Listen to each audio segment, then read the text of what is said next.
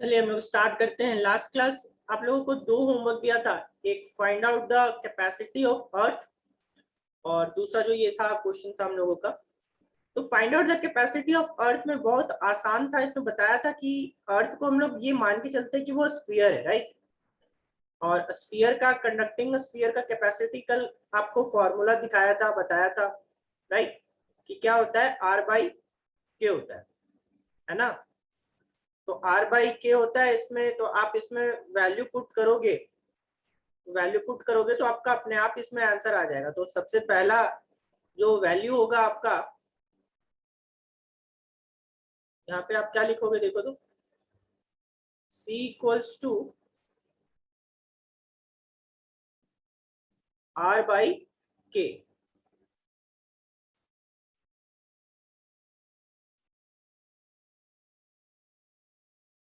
C equals to R by K और R की value कितनी होती है, तो R की वैल्यू 6400 किलोमीटर। R की वैल्यू 6400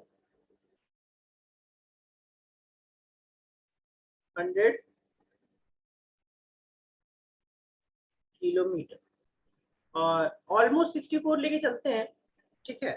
ऑल्दो एग्जैक्ट 64 ये नहीं होता है।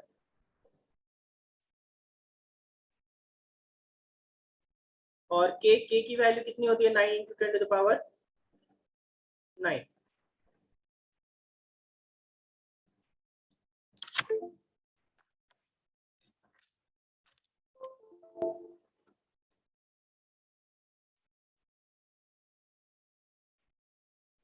के की वैल्यू होती है 9 इंटू 10 टू द पावर 9, ठीक है। 6400 किलोमीटर को हम लोग कन्वर्ट कर लेंगे मीटर में, तो 6400 इंटू क्या हो जाएगा, मीटर। मीटर 1 किलोमीटर बराबर 1000 मीटर और divided by how much, 9 into 10 to the power 9, ठीक है। अब इसको सॉल्व करोगे तो ये आपका देखो, यहाँ पे 10 टू द पावर 64 अपॉन 9 आ जाएगा, 64 अपॉन 9। और यहाँ पे कितना है, 10 टू द पावर 5। ऊपर कितना है, 10 टू द पावर 5 और नीचे 10 टू द पावर 9, है ना। तो टोटल कितना बचेगा देखो तो, इसको सॉल्व करोगे तो यहाँ पे कितना आ जाएगा, 10 टू द पावर 5 ऊपर और 10 टू द पावर 9 नीचे। 64 को 9 से डिवाइड करो तो अराउंड आपका 7.11 आएगा अप्रोक्सीमेटली, ठीक है। और ये आ जाएगा 10 टू द पावर माइनस कितना, 4। अब मैं क्या कर रहा हूँ, इसको 100 से मल्टीप्लाई कर रहा हूँ और 100 से डिवाइड कर रहा हूँ। बोलोगे सर क्यों 100 से मल्टीप्लाई कर रहे हैं, क्यों 100 से डिवाइड कर रहे हैं। ये 100 से मल्टीप्लाई और डिवाइड करने का रीजन ये है कि हम लोग इसको माइक्रोफैराड में कन्वर्ट कर सके, राइट। तो सी की वैल्यू यहाँ से आप निकालना चाहो तो यहाँ पे देखो, इसको 100 से मल्टीप्लाई किए तो हो गया 711 और इसको 100 से डिवाइड किए तो हो गया 10 to the power minus 6 farad, ठीक है। यूनिट क्या, फैराड। अब 711 10 टू द पावर माइनस 6 तो बताया था इसको माइक्रोफैराड लिखते हैं, तो 711 माइक्रोफैराड, ठीक है। अब यहां से आप लोग कंसिडर करो, सोचो कि इतना बड़ा अर्थ होने के बावजूद, अर्थ इतना जो बड़ा है, उतना बड़ा होने के बावजूद उसकी कैपेसिटी जो आ रही है वो मात्र 711 माइक्रोफैराड आ रही है ना, 711 माइक्रोफैराड।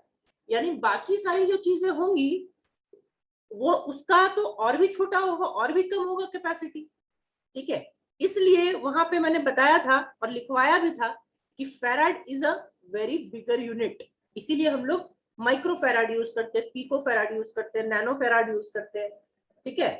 क्योंकि अर्थ का सोच लो, अर्थ का ही 711 माइक्रो फैराड है, जबकि वो कितना बड़ा है, ठीक है। यहीं से हम लोगों को पता चलता है कि farad is a very bigger unit, ठीक है। दूसरा सवाल था कि capacitance of a spherical capacitor is given by 10 millifarad. मतलब आपको सी की वैल्यू दी हुई है, ठीक है। सी की वैल्यू कितनी दी हुई है, तो 10 मिली फैराड दी हुई है, ठीक है। Find out new capacitance if it is filled with water. तो जब वाटर से फिल करेंगे, यानी कि वाटर से फिल कर दिए तो आप मीडियम कर कुछ डाल दिए उसके अंदर, है ना, तो मीडियम डाल देंगे तो क्या होगा हम लोगों का कि मीडियम डालने के बाद सी एम आ जाएगा। और सीएम का फॉर्मूला आपको बताया था अभी, कल देखो, कल ही बताया ये सीएम का और इसके बीच का, है ना। सीएम इक्वल टू क्या होता है, केसी।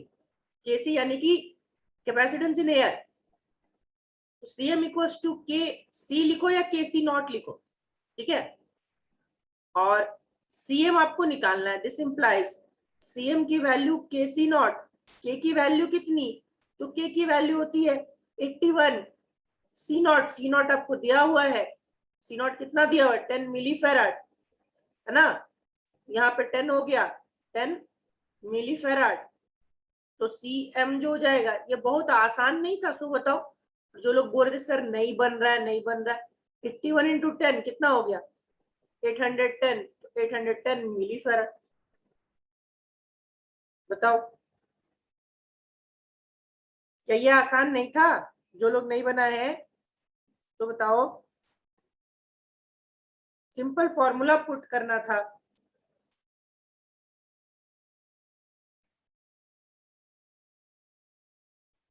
कितने लोगों का सही था दोनों?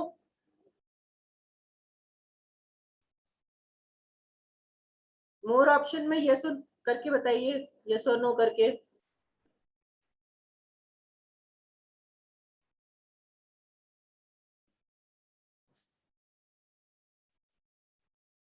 सेकंड वाला तो बहुत ही आसान था, बस आपको थोड़ा फॉर्मूला लगाना था जो मैंने बताया लास्ट क्लास, ऑलरेडी ये लास्ट क्लास में बता चुका हूँ, ठीक है। के आपका क्या होता है, डाइलेक्ट्रिक कांस्टेंट या फिर रिलेटिव इलेक्ट्रिकल परमिटिविटी, ठीक है।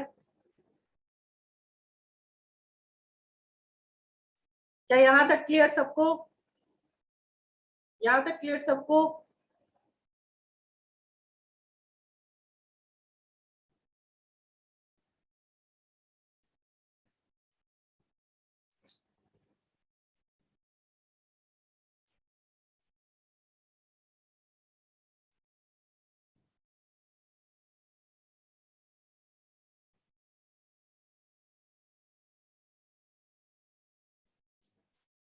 चलिए इसके आगे बढ़ते हैं। नेक्स्ट टॉपिक जो हम लोग को देखना है वो है टाइप्स ऑफ कैपेसिटर, ठीक है। अगला टॉपिक हम लोग क्या देखेंगे, टाइप्स ऑफ कैपेसिटर।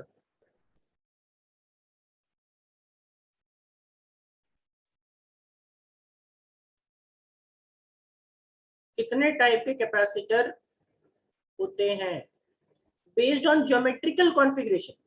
वैसे तो आपका बेस्ड कैपेसिटेंस बताया, कैपेसिटेंस में दो होता है, एक फिक्स्ड और एक वेरिएबल। फिक्स जिसका कैपेसिटेंस आपका फिक्स्ड वैल्यू रहेगा, वेरिएबल जिसका आपका जो कैपेसिटेंस होगा उसकी वैल्यू वेरी कर सकती है। अभी जो देखना है हम लोगों को वो देखना है बेस्ड ऑन शेप, ठीक है। तो टाइप्स ऑफ कैपेसिटर ये किसके बेसिस पे है, तो based on geometrical configuration.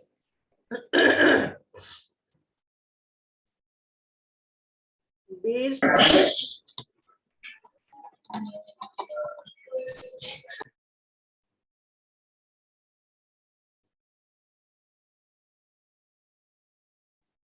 based on geometrical configuration।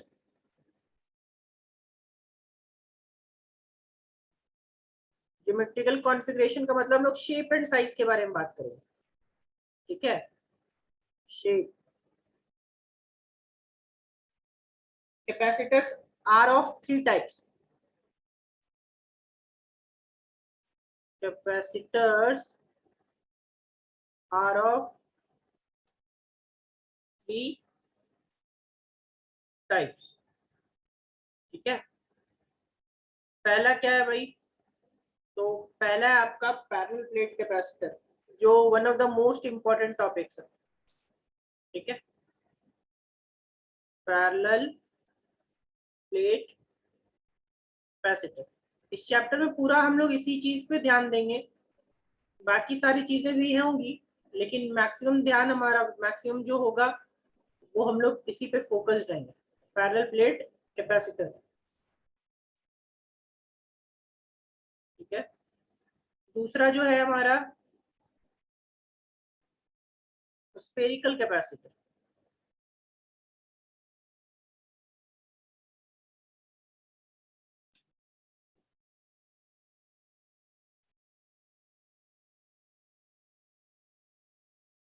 और तीसरा जो है वो है सिलिंड्रिकल कैपेसिटर।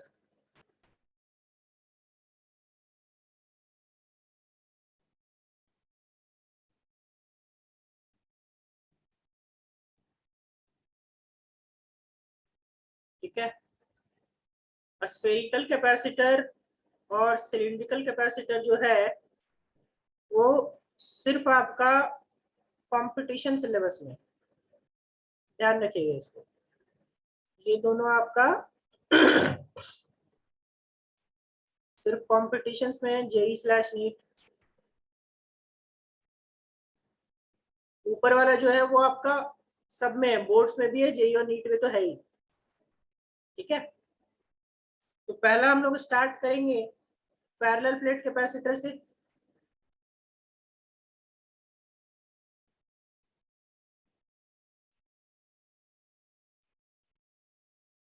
हम लोग को ध्यान देना है पैरेलल प्लेट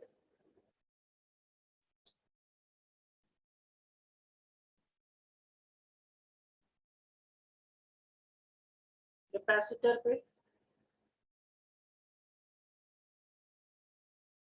तो आइए सबसे पहले जानते हैं कि होता क्या है पैरेलल प्लेट कैपेसिटर भाई। सबसे पहले तो आप लोगों को याद होना चाहिए कि कैपेसिटर जब हम लोग पढ़ रहे थे, ठीक है, तो कैपेसिटर हम लोग जब पढ़ रहे थे तो हम लोग क्या कर रहे थे वहां पे कैपेसिटर में कि जो कैपेसिटेंस था, ठीक है, वो कैपेसिटेंस आपका दो चीजों से, कैपेसिटर आपका दो चीजों से बना था, कंडक्टिंग सरफेस और इंडक्टिंग सरफेस। ठीक है, तो इस केस में क्या हो जाएगा कि जो कंडक्टिंग सरफेसेस होता है उसका शेप पैरेलल प्लेट की तरह होगा। ठीक है, याद कीजिए कैपेसिटर बताया था कि कंडक्टिंग सरफेस और इंडक्टिंग सरफेस से बना होता था। तो कंडक्टिंग सरफेसेस जब पैरेलल प्लेट्स की तरह हो जाएगा तो उस टाइम पे हम लोग क्या बोलेंगे कि जो कैपेसिटर फॉर्म होगा वो फॉर्म होगा, तो उसको हम लोग क्या बोलेंगे, पैरेलल प्लेट कैपेसिटर। ठीक है, अब इसमें देखो सिंपल से एकदम simple definition, when when shape of two conducting surfaces, when shape of two conducting surfaces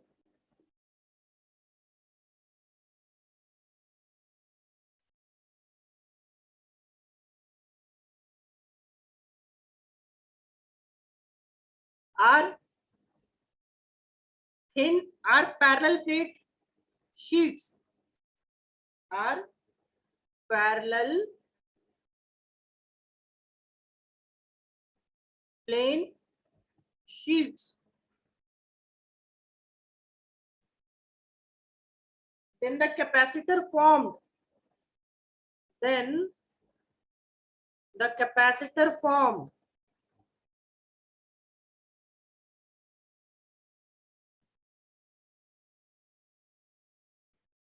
is known as parallel plate capacitor, right. अब ऐसा थिन पैरेलल प्लेट शीट वाला मैंने ऑलरेडी आपको एक जगह बता रखा है इलेक्ट्रिक फील्ड के टाइम पे, और thin parallel plate capacitor known as parallel plate capacitor. ठीक है, अब पैरेलल प्लेट का क्या मतलब हुआ भाई। पैरेलल प्लेट में आपको क्या करना है, दो प्लेट्स ऐसे ले लेने हैं। ठीक है, चलो मैं इसको नेक्स्ट पेज में बनाता हूँ।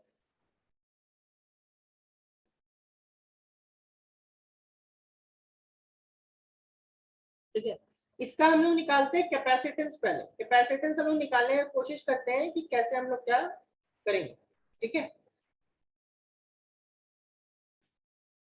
अगला टॉपिक जो हम लोग देखते हैं वो है capacitance of a parallel plate capacitor.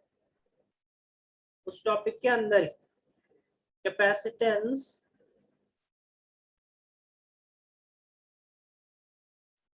Of a parallel plate capacitor.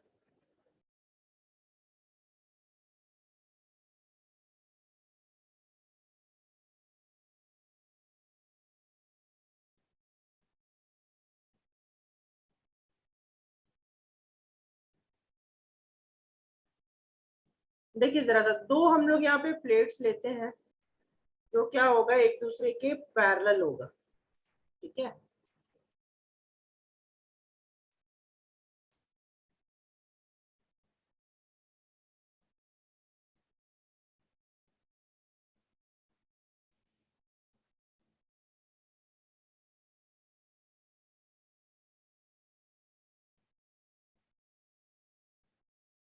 Actually इससे समझ नहीं आएगा, आप 3D में थोड़ा बनाते हैं हम लोग।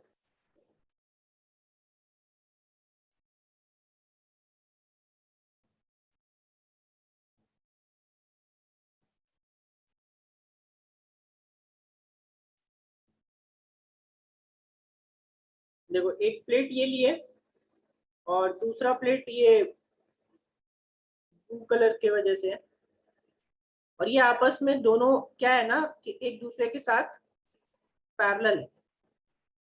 ठीक है, थोड़ा 3D में आपको अज्यूम करना पड़ेगा।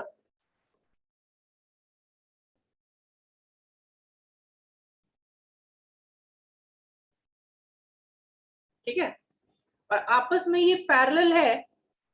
ठीक है, और दोनों प्लेट्स, ऐसा चीज मैंने पहले भी बता रखा है, आप लोग को याद आ रहा है? थोड़ा आप लोग बताओगे ऐसा इलेक्ट्रिक फील्ड क्या होता है दोनों के बीच में? याद कीजिए, इस पे हम लोग चार्ज लेते थे, मैंने पहले ही बताया था। इसमें हम लोग यहाँ पे क्या लेता था? प्लस क्यू का चार्ज। ठीक है, इस पे क्या होता था? प्लस क्यू का चार्ज। और इस पे क्या? माइनस क्यू का चार्ज। या फिर आपको एक चीज और याद होगा कि इसमें आप प्लस सिग्मा और माइनस सिग्मा भी लेते थे, है ना? इसमें डेंसिटी क्या होती थी इसकी? प्लस सिग्मा, और इसकी क्या होती थी? Minus sigma. बीच में हम लोग इलेक्ट्रिक फील्ड निकाले, तीन प्लेसेस था, पी, क्यू और आर। आप लोग बताओ, मुझे आप लोगों से जानना है कि क्यू पॉइंट पे इलेक्ट्रिक फील्ड कितना होता था?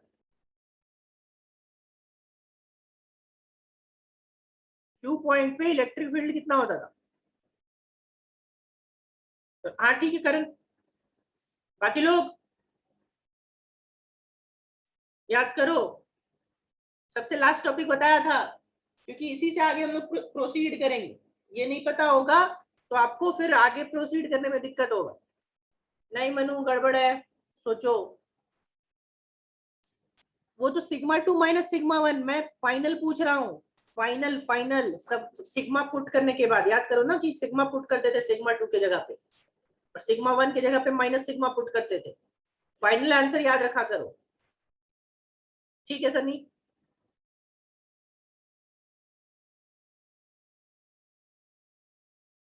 साथ में इस प्लेट का जो एरिया है, ठीक है, इस प्लेट का जो एरिया है, वो प्लेट का एरिया कितना है? प्लेट का एरिया आपको दिया हुआ है ए। ठीक है, इस प्लेट का एरिया भी ए, और दोनों प्लेट्स के बीच जो डिस्टेंस है, तो दोनों प्लेट्स के बीच का डिस्टेंस कितना है? तो दोनों प्लेट्स के बीच का डिस्टेंस है डी। ठीक है, बिल्कुल नहीं, Q by R one plus R two, वो तो आपका स्फेरिकल कैपेसिटर में होता था। इसका सब सब जो है ना नालायक है एकदम। अभी ये पढ़ाया हुआ इतना नोट्स में आपको मिलता है, नोट्स आप लोग पढ़ते क्यों नहीं हो बाबू? सो बताओ तो, क्यों नहीं पढ़ते हो? सो समझाओ। कितना दिख रहा है यहाँ देखो तो, ये कितना आया है? सिग्मा बाई एप्सिलॉन नॉट नहीं आया है यहाँ पे, सो देखो तो क्यू पे, सबके स्क्रीन पे होगा। नहीं बताया है ये? E Q sigma by epsilon not. I cap नहीं भी लोगे तो सिग्मा बाई एप्सिलॉन नॉट तो याद होना चाहिए बीच का। क्या है यहाँ पे देखो, 3 पॉइंट बताया था। पी क्यू और आर, तो क्यू पे निकालने बोल रहा हूँ, क्यू का फॉर्मूला पूछ रहा हूँ, तो क्यू का फॉर्मूला कितना है, क्यू का फॉर्मूला है sigma by epsilon not. P और आर पे 0 हो जाता है। ये सब याद नहीं रखोगे तो कैसे चलेगा, मतलब आगे वाला पढ़ते जाओ पीछे वाला भूलते जाओ।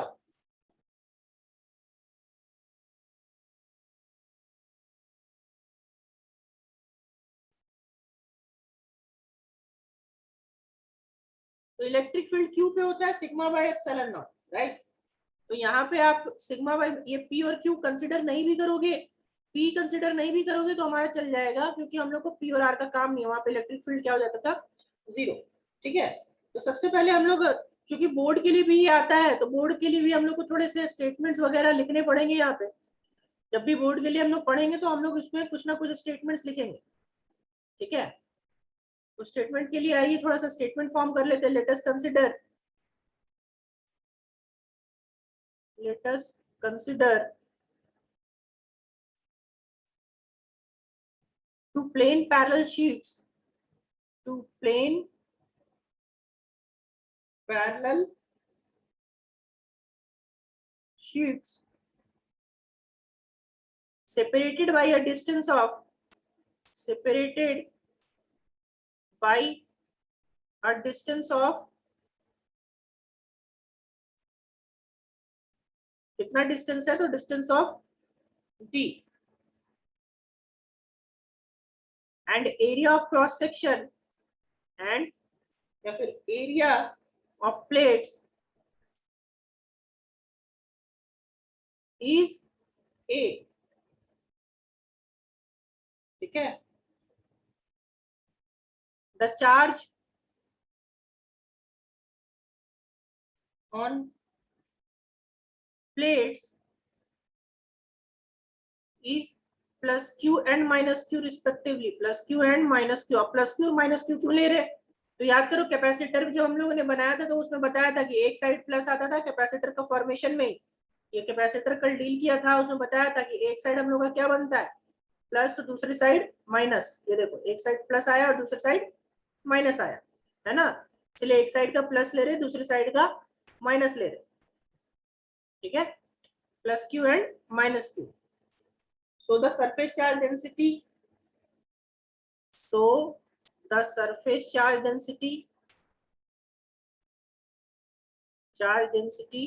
कितना हो जाएगा, surface charge density, surface charge density is sigma is equals to Q by a. ये प्लस सिग्मा ए, तो एक पे प्लस सिग्मा दूसरा पे माइनस सिग्मा। ठीक है, हाँ ध्यान रखना पैरेलल प्लेट कैपेसिटर है तो दोनों का area of cross section same होना चाहिए। ऐसा नहीं होना चाहिए कि इसका area of cross section A है तो इसका 2a है। ठीक है, मतलब सेम वैल्यू होनी चाहिए, इसका 5 यूनिट्स एरिया तो इसका भी 5 यूनिट्स एरिया। ठीक है, दोनों का अलग होगा तो कैपेसिटेंस निकालने में हम लोगों को दिक्कत होगा। ठीक है, यहाँ पे हो गया sigma equals to Q by A. Now the electric field, we know that we know that electric field between two plates, electric field between, अब देखो यहां से जो प्रोसेस है, ये प्रोसेस सबको ध्यान रखना है, ये प्रोसेस बहुत इंपॉर्टेंट है, जब भी करोगे तो ये काम आएगा। Electric field between two plates is given by, two plates is given by, क्या होता है भाई, तो E equals to sigma by epsilon nought, है ना। दोनों के बीच अभी दिखाया कि ये क्या होता था, सिग्मा बाई एप्सिलॉन नॉट। ठीक है, ऑल्सो आप लोग बताओगे इलेक्ट्रिक फील्ड, इलेक्ट्रिक पोटेंशियल और डिस्टेंस में क्या रिलेशन होता है, बताओ। इलेक्ट्रिक फील्ड, इलेक्ट्रिक पोटेंशियल और डिस्टेंस में क्या रिलेशन होता है।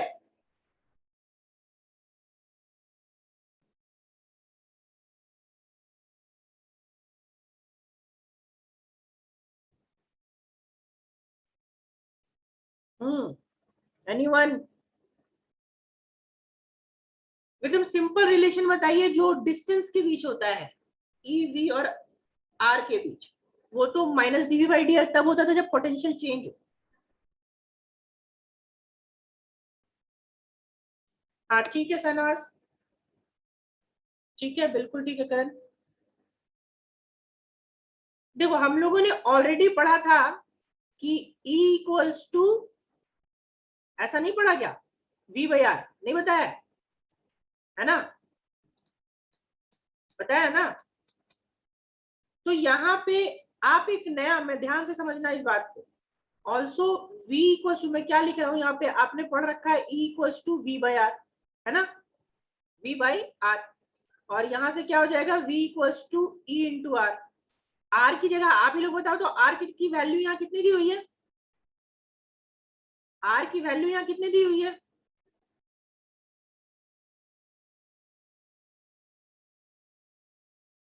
आर की जगह पे दोनों की वैल्यू, आर की वैल्यू कितनी है, डी, राइट। तो आप यहां से क्या कर सकते हो, ठीक है, आप यहां से आर की वैल्यू लिख सकते हो डी, राइट। ऑल्सो तो हम लोग यहाँ डायरेक्ट लिखेंगे ऑल्सो कि पीडी की वैल्यू, जो पीडी की वैल्यू है यानी पोटेंशियल डिफरेंस, वो किसके बराबर, ईडी, यानी इलेक्ट्रिक फील्ड इनटू डिस्टेंस। ध्यान रखना पीडी यानी कि पोटेंशियल डिफरेंस, पोटेंशियल डिफरेंस यानी V, V equals to E into D, ठीक है।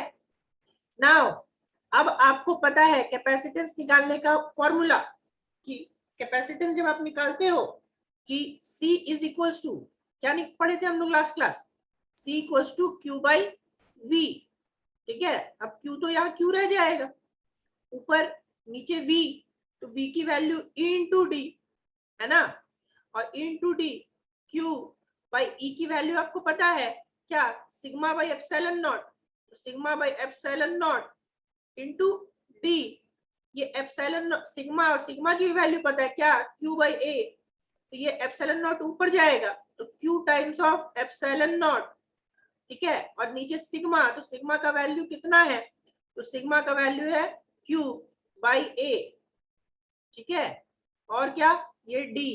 अब देखो ये Q Q कट जाएगा, है ना, तो Q Q कट जाएगा तो ये, और A किधर चला जाएगा, ऊपर चला जाएगा, तो C की जो फाइनल वैल्यू आएगी वो क्या आ जाएगा, C equals to epsilon nought A by D, C equals to epsilon nought A by D।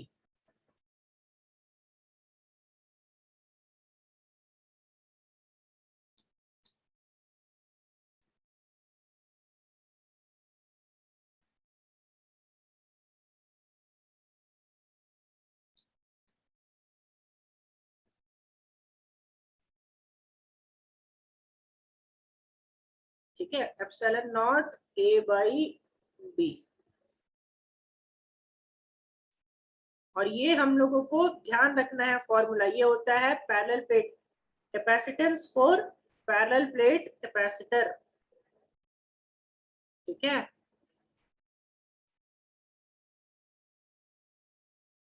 This is the required capacitance of parallel plate capacitor. This is the required capacitance for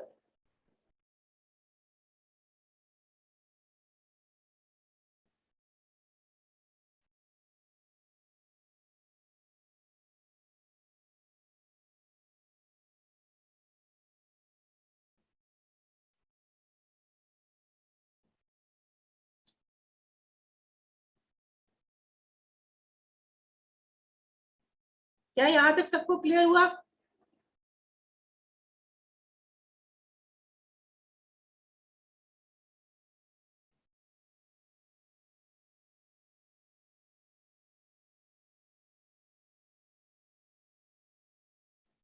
सबका जवाब अभी नहीं आया है, कुछ लोगों को doubt है क्या,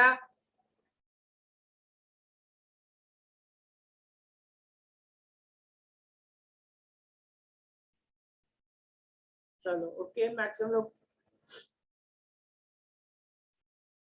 चलिए अब थोड़ा आगे बढ़ते हैं। ऑल्दो मैंने ये आपको बता रखा है, ठीक है, आपको मैंने ये लास्ट क्लास बता रखा है, बट फिर से हम लोग वापस से उसको देखेंगे, ठीक है। आप लोग मुझे बताओ कि अगर मीडियम चेंज होगा, अगर मीडियम चेंज होगा तो इसमें क्या चेंज होगा, सो बताओ इस फॉर्मूला में। अगर मीडियम में चेंज कर दूंगा तो क्या होगा?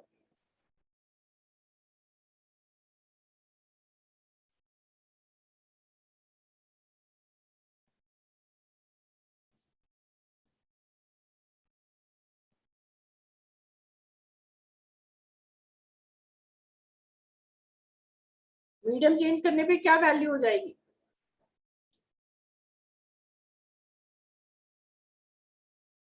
ठीक है, एक दो, सिर्फ एप्सिलॉन नॉट की जगह पे एप्सिलॉन एम आ जाएगा, है ना?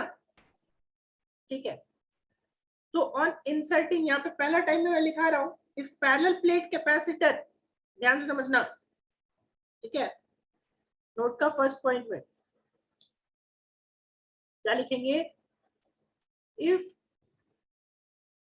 अ dielectric slab, if a dielectric slab, मतलब कि हम लोग एक डाइलेक्ट्रिक स्लैब को डाल रहे हैं, dielectric slab of dielectric constant, dielectric constant K is inserted between plates, is inserted between plates, ठीक है? तो यहाँ पे हमारा देखो दो प्लेट्स है, अब उसको मैं 3D में नहीं बना रहा हूँ, अभी जो नेक्स्ट में बनाऊंगा वो समझना कि आप क्या है कि वो आपका 2D में बन रहा है, ठीक है? सामने से आप देख रहे हो, ये देखो एक साइड ये रेड वाला प्लेट था, ठीक है? दूसरे साइड आपका ग्रीन वाला प्लेट है, और इस दोनों के बीच आपने क्या डाला? आपने एक डाइलेक्ट्रिक स्लैब डाल दिया, ठीक है?